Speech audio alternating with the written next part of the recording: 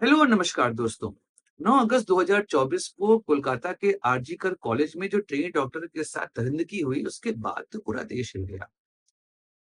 ऐसे में supreme court ने भी आज अपने 3 जजेस की बेंच में बैठते हुए टिप्पणियां की। 10 टिप्पणियां की जो समाज, सरकार, व्यवस्था सब पर सवाल उठा रही है। सुप्रीम कोर्ट ने यहां तक कह दिया कि अब हम इन घटनाओं को स्वयं देखेंगे और इस पर निर्णय लेने का प्रयास करेंगे। ऐसे में सुप्रीम कोर्ट ने अपने 10 बिंदुओं पर इन टिप्पणियों को रखा है। आज चर्चा करेंगे उन्हीं 10 बिंदुओं की और बात करेंगे टास्क फोर्स की भी, जो कि सुप्रीम कोर्ट ने यहाँ पर बनाई है, जो कि डॉक्टर्स की सुरक्षा के विषय में अपनी रिपोर्ट जो है वो पब्लिश करेगा। नमस्कार दोस्तों, मैं सुधांशु और आप देख रहे हैं बेसिस की पाठशाला।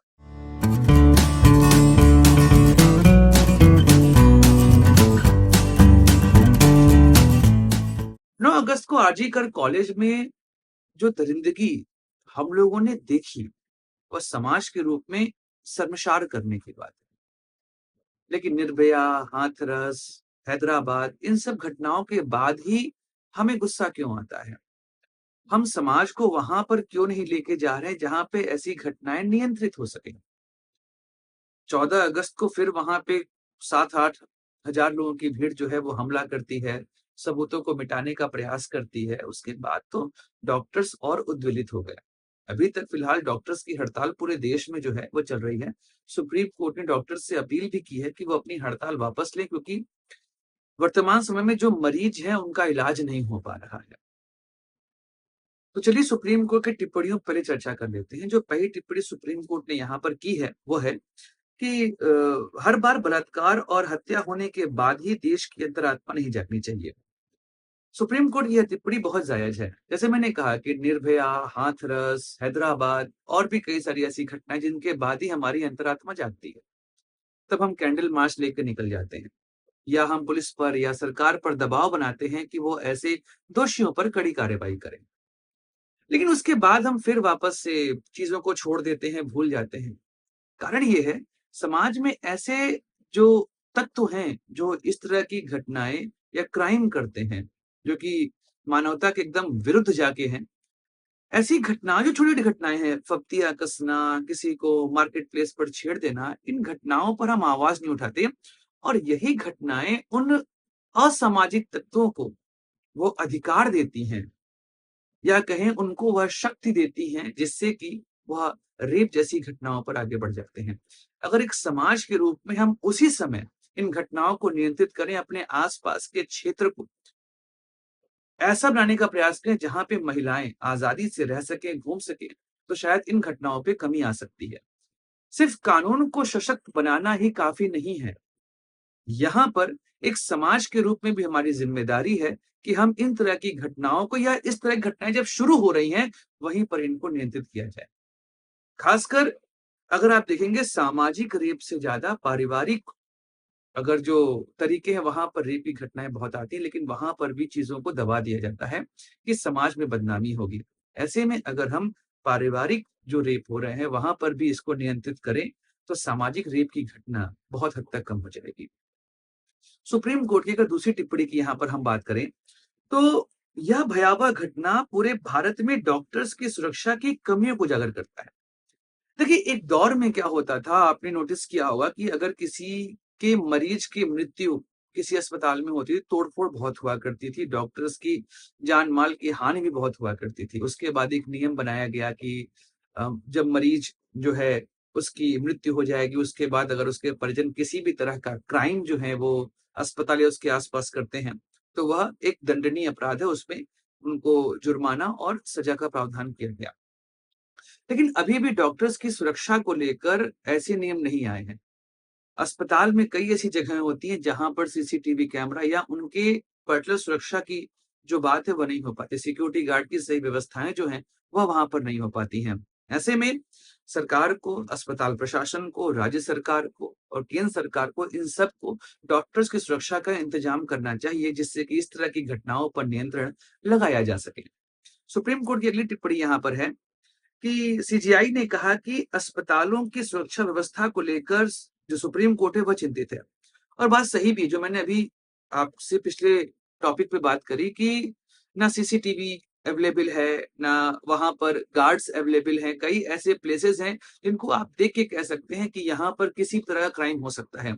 तो ऐसे में सुप्रीम कोर्ट की यह टिप्पणी काफ़ी जायज़ है कि अस्पताल प्रशासन यहाँ पर कोशिश करे कि वो अस्पताल में कोई भी ऐसा कोना ना छोड़े, जहाँ पर या जो सर्विलांस ना किया जा सके, ऐसे कोई भी कोने जो हैं, वो नहीं होने चाहिए। सुप्रीम कोर्ट की जो अगली टिप्पणी है, उस पर बात करते हैं।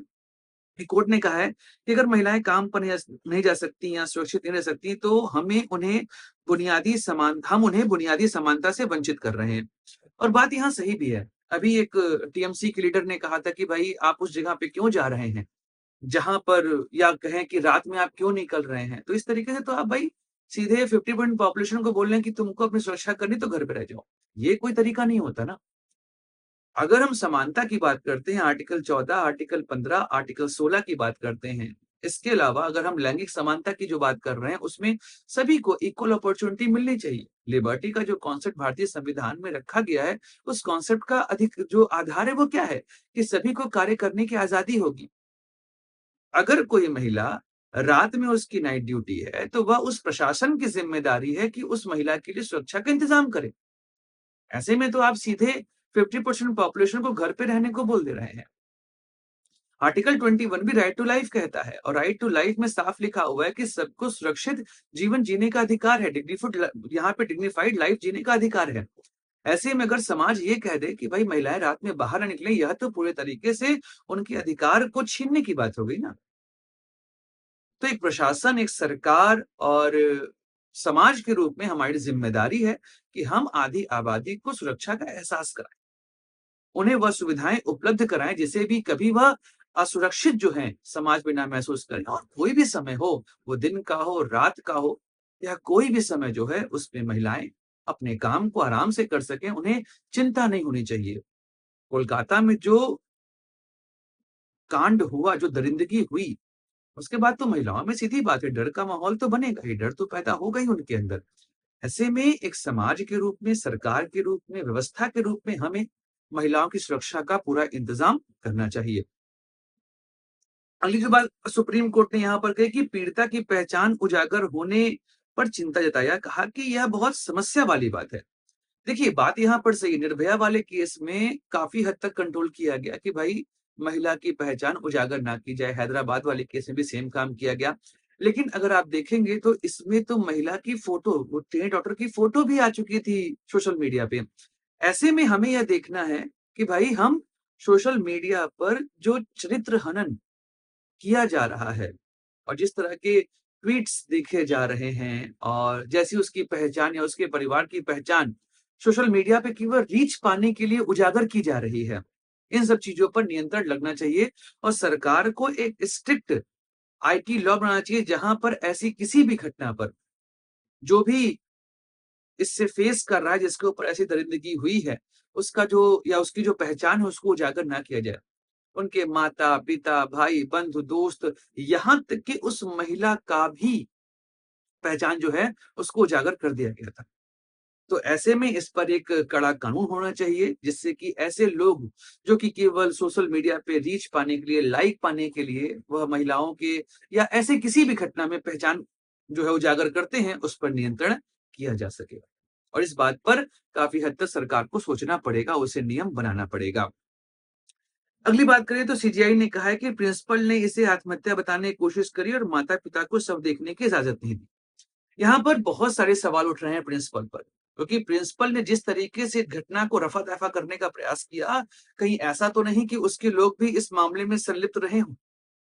और पुलिस ने जैसे माता-पिता को 3 घंटे तक शव देखने को नहीं दिया, यहाँ तक कि पुलिस पर यह आरोप भी लग रहा है कि उन्होंने जिस महिला पर दरिंदगी हुई है, उसके शव को अलग या कहूँ जो प्रोटोकॉल है उससे अलग जाकर जलाने का प्रयास किया और माता-पिता को यह कह दिया कि भाई आपकी बेटी ने आत्महत्या करी है, इस पर तो जाँच होनी चाहिए और जो प्रिंसिपल हैं उनको तो सड़ी यहाँ पे कड़ी से कड़ी सज़ा जो है वो दी जानी चाहिए और जो राज्य की पुलिस है उस पर भी यहाँ पर सवालिया निशान लग रहा है और उसको भी इसके लिए सज़ा भुगतनी चाहिए।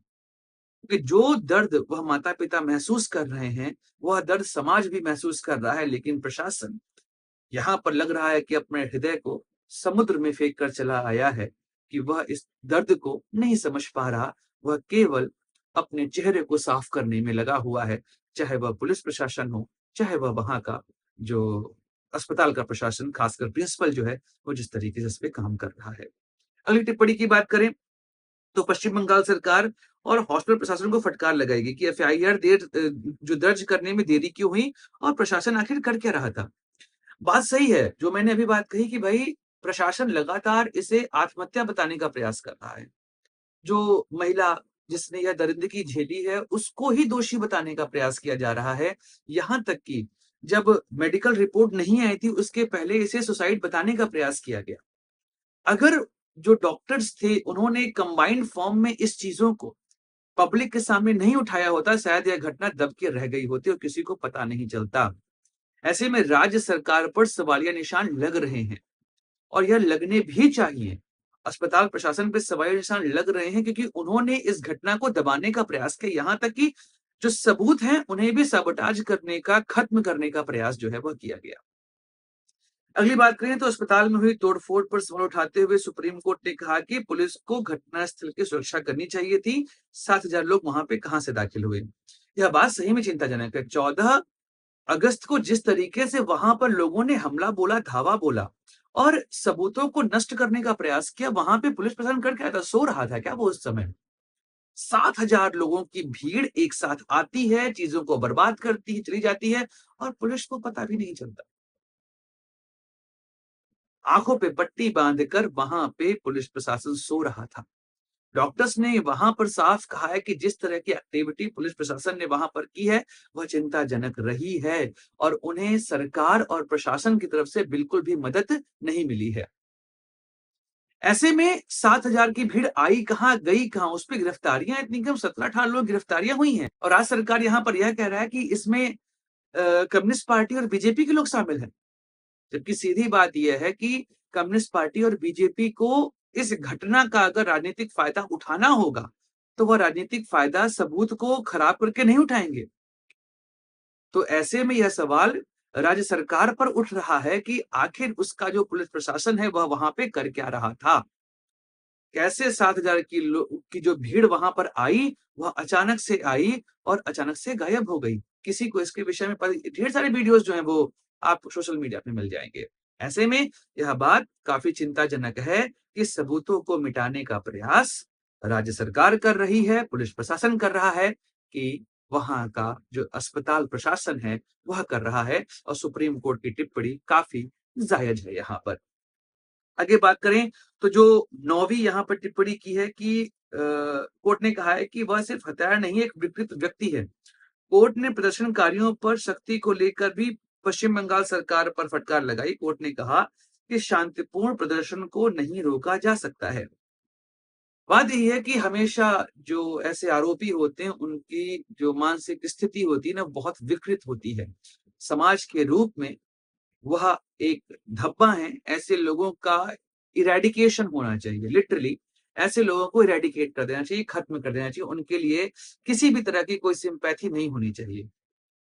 उसके बाद जो डॉक्टर्स वहां प्रदर्शन कर रहे हैं, उसको भी लेकर सुप्रीम कोर्ट ने सरकार पर फटकार लगाई कि आखिर सरकार ऐसे प्रदर्शन को क्यों रोक रही है।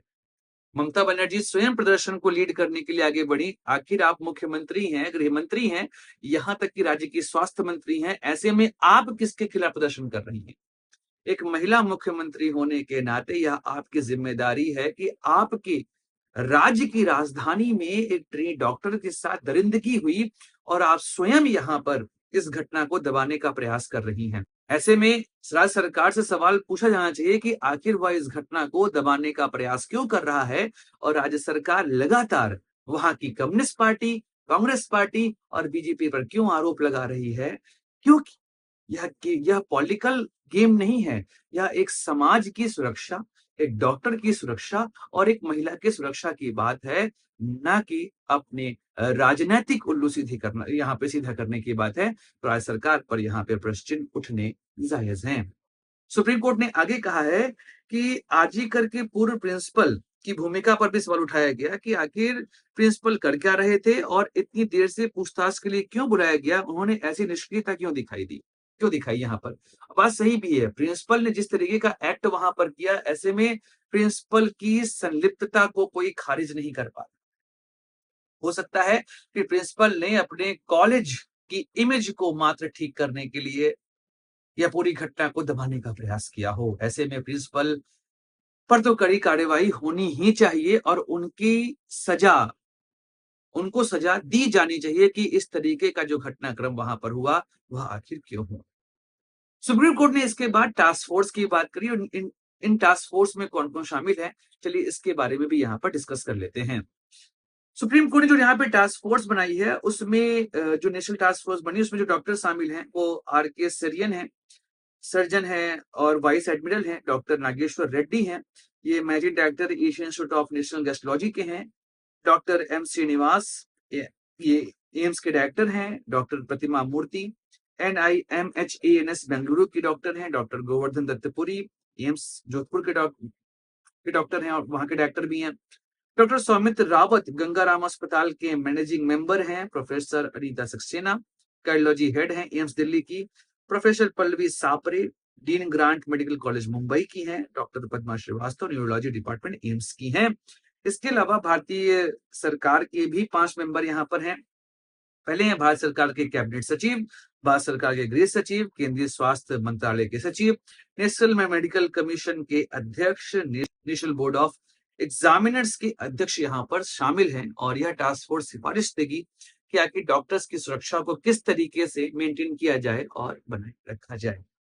अंत में इस वीडियो के मैं यही यहाँ पर एक बात कहना चाहता हूँ कि ये जो बलात्कार की घटनाएं समाज में देखी जा रही हैं, यह घटनाएं लैंगिक से ज्यादा सामाजिक विकृति का प्रतीक है।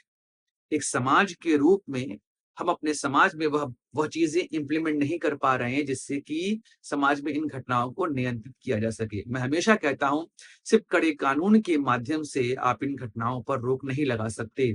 सामाजिक चेतना को जब तक यहाँ पर जागृत नहीं किया जाएगा, तब तक समाज में ऐसी घटनाएं लगातार होती रहेंगी, क्योंकि रेप की घटना एक ऐसी विकृति है जिस पर समाज को कड़े रूप में काम करना पड़ेगा।